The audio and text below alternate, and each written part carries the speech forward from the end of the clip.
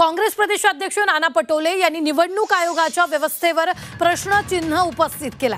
निवडणूक आयोगाच्या रिपोर्टची आकडेवारी उशिरा आली। संध्याकाळी 5 वाजता 58.22% मतदान झालं असं निवडणूक आयोगाने सांगितलं। मात्र रात्री 11:30 वाजता 65.2% मतदान झाल्याचं जाहीर करण्यात आलं। तर दुसऱ्या दिवशी सकाळी निवडणूक आयोगाने 66.5% मतदान झाल्याचं कळवलं असं पटोले म्हणाले। तर एरवी निवडणूक झाल्यावर निवडणूक आयोग पत्रकार परिषद घेऊन माहिती देतं, मात्र यंदा निवडणूक आयोगाची पत्रकार परिषदच झाली नसल्याकडे त्यांनी लक्ष वेधलेलं आहे।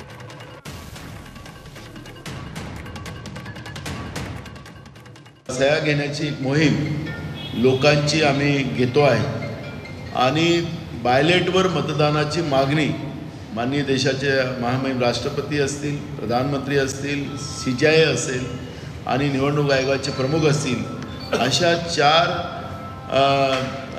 ज्या व्यक्ती आहेत देशातल्या, त्यांच्याकडे कोट्यावधी लोकांच्या सह्या करून आम्ही त्यांना निवेदन काँग्रेस पक्षाच्या वतीने देण्याचा निर्णय आम्ही केलेला आहे।